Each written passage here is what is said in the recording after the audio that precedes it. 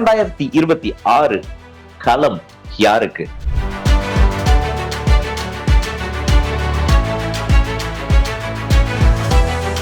தேனி மாவட்டத்துல இருந்து ஆரம்பிக்க போறோம். இத்தனை மாவட்டங்கள் இருந்தும் ஏன் தேனி மாவட்டம் அப்படின்னா,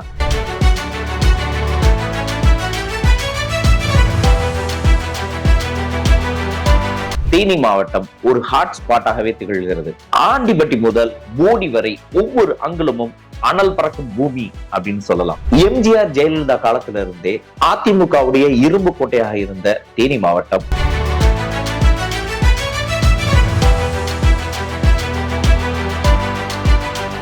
முல்லை பெரியார் பிரச்சனை முதல் நியூட்ரினோ திட்டம் வரை இங்கு இருக்கக்கூடிய புவிசார் அரசியல் என்ன, ஒரு விரிவான அலசல்.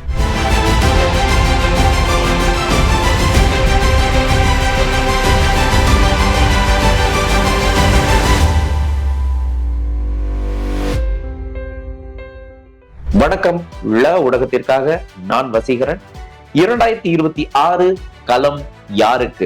தேனி மாவட்டத்தை பொறுத்த அளவுக்கு 2 பிரச்சனைகள் இந்த அரசியலை தீர்மானிக்கின்றது. ஒன்று நீர், மற்றொன்று நிலம்.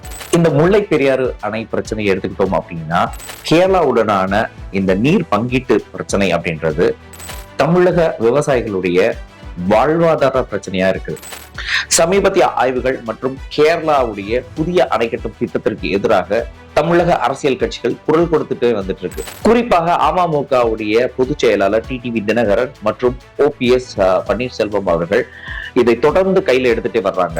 அணையின் நீர்மட்டத்தை 142 அடியில நிலைநிறுத்துவதும், பேபி அணையை இன்னும் வலுப்படுத்துவதும் இப்போ வரைக்குமே ஒரு தீர்க்கப்படாத ஒரு கோரிக்கையாவே இருக்குது. போடி மேற்கு தொடர்ச்சி மலையில இருக்கக்கூடிய அம்பரப்பர் மலையை குடைந்து அமைக்க திட்டமிட்டுள்ள நியூட்ரினோ திட்டம் என்பது இன்றளவுக்குமே ஒரு பெரிய சூழலியல் அரசியலாகவே பார்க்கப்படுகிறது. மத்திய அரசு இந்த திட்டத்தை கொண்டு வர துடித்தாலும் மாநில அரசு, வைகோ போன்ற தலைவர்களும் சூழலியல் காரணமாக இதை கடுமையாக எதிர்த்து வருகின்றனர். இதனால் இத்திட்டம் முடங்கி கிடைக்கிறது. இது தேனி மக்களின் வாக்குகளை தீர்மானிப்பதில் முக்கிய பங்கு வகிக்கிறது. சரி, இப்போதைய அரசியல் நிலவரம் என்ன? தேனி என்றாலே நம் நினைவுக்கு வருவது முக்குளத்தோருடைய வாக்கு வங்கிதான். ஆனால் அந்த வாக்கு வங்கி இன்று சிதறி கிடக்கிறதா? தேனியின் அரசியல் வரலாற்றை 2024 நாடாளுமன்ற தேர்தல் தலைகீழாகவே மாற்றியது அப்படின்னு சொல்லலாம். அதிமுகவுடைய கோட்டையான தேனியில் திமுகவின் தங்க தமிழ்ச்செல்வன் வெற்றி பெற்றது அப்படின்றது திமுகவுடைய வியூக வெற்றியை குறிக்கிறது. மேலும் அதிமுகவுடைய ஓட்டு வங்கி அப்படின்றது எவ்வளவு தூரத்துக்கு பிளவுபட்டிருக்கிறது அப்படின்றத நம்மளால புரிஞ்சுக்க முடியுது. மோடியின் MLA-வாகவும் முன்னாள் முதலமைச்சராகவும் இருந்த பன்னீர்செல்வம் அவர்கள் தன்னுடைய சொந்த தொகுதியிலேயே பலம் பரீட்சை ஏற்படுத்த வேண்டிய நிலை ஏற்பட்டுள்ளது. அவருடைய ஆதரவாளர்கள் பலர் திமுக அல்லது டிடிவி தினகரன் பக்கம் மெதுவாக சாய்ந்துள்ளனர். 2024 தேர்தலில் டிடிவி தினகரன் அவர்கள் பாஜக கூட்டணியில இணைந்து கணிசமான வாக்குகளை பெற்று 2வது இடம் பிடித்தார். இது அதிமுகவின் பாரம்பரிய வாக்குகளை வெகுவாக பிரித்தது. மேலும் அதிமுகவுடைய அதிகார வேட்பாளரை இது 3வது இடத்துக்கு தள்ளியது அப்படின்றது அரசியல் வரலாறுல ஒரு முக்கிய நிகழ்வாக பார்க்கப்படுகிறது. தேனியின் அரசியல் வெற்றியை நிர்ணயிக்கிறதுல சமூக காரணிகள் மிக முக்கியமான ஒரு பங்கு வகிச்சிட்டு இருக்கு அப்படின்னே சொல்லலாம். அகமுடையார், மறவர், கள்ளர் என்ற முக்குளத்தோர் சமூகத்தினர் பெரும்பான்மையாக உள்ள மாவட்டம் தேனி மாவட்டம். முன்பெல்லாம் பார்க்கும் பொழுது இவர்களுடைய ஒட்டுமொத்தமான வாக்கானது அதிமுகவுக்கு சென்றது. ஆனால் இப்பொழுது எடப்பாடி தலைமையிலான அதிமுக, OPS தலைமையிலான அதிமுக, டிடிவி தினகரன் அப்படின்னு சொல்லிட்டு மொத்த வாக்குகளுமே சிதற ஆரம்பிச்சிருச்சு. இப்படியாக சிதறுவது திமுகவுக்கு மிகவும் சாதகமாக அமைகிறது. கம்மன் பள்ளத்தாக்கு பகுதியில் உள்ள இஸ்லாமியர்கள் மற்றும் பட்டியல் சமூகத்தினுடைய வாக்குகள் மேலும் திமுக கூட்டணிக்கு வலு சேர்க்கின்றன. திராட்சை, ஏலக்காய், வாழை விவசாயிகள் நிறைய வாழும் பகுதி இது. இடுபொருளுடைய விலையேற்றம் மற்றும் விளை பொருளுடைய விலை வீழ்ச்சி அப்படின்றது இன்றைக்கும் தேர்தல் நேரத்து முக்கியமான விவாத பொருட்களாக அமைகிறது. தமிழக தேர்தலுடைய கேம் சேஞ்சர் மாவட்டமாகவே தேனி மாறிக்கிட்டு இருக்கு அப்படின்னு சொல்ல முடியும். ஒரு பக்கம் முல்லை பெரியாறு பிரச்சனை, இன்னொரு பக்கம் ஆண்டிபட்டியின் மைந்தர்களான OPS மற்றும் டிடிவி தினகரன். ஆனால் இம்முறை இந்த இரண்டையும் தாண்டி தேனியுடைய அரசியல் வானிலையை மாற்றி இருக்கிறது ஒரு புயல். அதுதான் தளபதி விஜயின் தமிழக வெற்றி கழகம். தேனியில் விஜயின் வியூகம் என்ன? முக்குளத்தோர் வாக்கு வங்கியை உடைக்கிறதா தாவேகா? ஒரு விரிவான கள ஆய்வு. தேனி மாவட்டம் எப்போதுமே சினிமா வெளிச்சத்தை அரசியலாக மாற்றுவதில் முன்னோடி. எம்ஜிஆருக்கு பிறகு இங்கு அதிகப்படியான ரசிகர் மன்றங்களை வைத்திருக்கக்கூடியவர் நடிகர் விஜய். 2026 தேர்தலில் இந்த ரசிகர் பட்டாளத்தை ஒட்டுமொத்தமாக வாக்கு வங்கியாக மாற்றுவதற்காக காய் நகர்த்துகிறது தாவேகா. தேனியில் தாவேகாவினுடைய தாக்கம் 2 வகையில் வெளிப்படுகிறது. தேனியில் முதல் தலைமுறை வாக்காளர்கள் மற்றும் நடுநிலையாளர்கள் அதிமுக திமுக மாறி மாறி அரசியலில் செழிப்படைந்துள்ளனர்.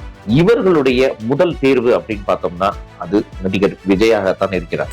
பாரம்பரியமாக OPS மற்றும் டிடிவி தினகரனுக்கு விசுவாசமாக இருந்த முக்குளத்தோர் இளைஞர்கள் இப்பொழுது மெதுவாக விஜயின் பக்கம் சாய தொடங்கியுள்ளனர். இது OPS தலைமைக்கு மிகப்பெரிய பின்னடைவாக அமையலாம். மிக சுவாரஸ்யமான ஒரு தகவல் தேனியில் வலம் வந்துட்டு இருக்குது. அது என்ன அப்படின்னு பார்த்தோம்னா, எதிரியின் எதிரி நண்பன் அப்படின்ற அந்த ஃபார்முலா இங்கே எடுபடுமா? அதிமுகவிலிருந்து ஓரம் கட்டப்பட்ட OPS மற்றும் டிடிவி தினகரன் அவர்களுக்கு இந்த தேர்தல் ஒரு வாழ்வா சாவா போராட்டமாகத்தான் இருக்கும். தேனி மற்றும் தென் மாவட்டங்களில் தங்களுடைய செல்வாக்கை நிலைநிறுத்துவதற்காக தாவேகாவுடன் நேரடியாகவோ அல்லது மறைமுகமாகவோ ஒரு இணக்கமான போக்கை இவர்கள் கடைபிடிக்கலாம் என பேசப்படுகிறது. எடப்பாடி பழனிசாமியின் அதிமுகவை வீழ்த்த வேண்டும் என்ற ஒற்றை புள்ளியில் டிடிவி, OPS மற்றும் விஜய் அவர்களின் நோக்கங்கள் சந்திக்கின்றன. விஜயின் மெகா கூட்டணி கணக்கில் தேனி ஒரு பரிசோதனை களமாக மாறலாம். இங்குள்ள தற்போதைய நிலைப்படி இங்கு இருக்கக்கூடிய போட்டி எப்படி இருக்கலாம் அப்படின்னு பார்த்தோம் என்றால், திமுக கூட்டணியானது தங்க தமிழ்ச்செல்வன் அவர்களுடைய தலைமையில் ஒரு வலுவான ஆளுங்கட்சியாக வலம் வந்து கொண்டிருக்கின்றது. மகளிர் உதவி தொகை போன்ற திட்டங்கள் இவர்களுக்கு மேலும் வலு சேர்க்கின்றது. ஆனால் முல்லை பெரியாறு பிரச்சனையில கேரளாவுக்கு எதிராக இருக்கக்கூடிய மௌன போக்கு அப்படின்றது விவசாயிகளிடத்துல ஒரு பெரிய அதிருப்தியை ஏற்படுத்தியுள்ளது. அதிமுகவின் எடப்பாடி பழனிசாமி தரப்பு தாங்கள் இழந்த செல்வாக்கை மீட்டெடுப்பதற்காக போராடுகிறது. ஆனால் வலுவான உள்ளூர் தலைவர் இல்லை அப்படின்றது இவர்களுக்கான மிகப்பெரிய ஒரு குறை. விஜயின் தாவேகா கட்சி தனித்து போட்டிட்டாலும் சரி அல்லது OPS-ஓடு கூட்டணி வச்சுக்கிட்டு போட்டிட்டாலும் சரி, நிச்சயமாக திமுக மற்றும் அதிமுகவுடைய வாக்குகளை ஆழமாக பிரிக்கும். குறிப்பாக கிராமப்புற பெண்களின் வாக்குகள் விஜய்க்கு மடைமாறுவதற்கு மிகப்பெரிய வாய்ப்பு உள்ளது.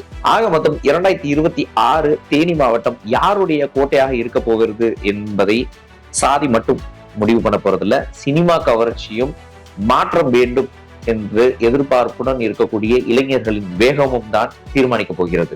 விஜய் எனும் புதிய வரவு தேனியின் பாரம்பரியமான OPS மற்றும் டிடிவி தினகரனை அரசியலிலிருந்து ஓய்வு பெற வைக்குமா அல்லது அவர்களுடன் இணைந்து புதிய சரித்திரம் படைக்குமா? விடை தேர்தல் முடிவுகளில் தெரியும். 2026 களம் யாருக்கு? அடுத்தடுத்த மாவட்டங்களுடன் உங்களை வந்து சந்திக்கும் வரையில் உங்களிடமிருந்து விடைபெறும் நான் உங்கள் வசீகரன். நன்றி.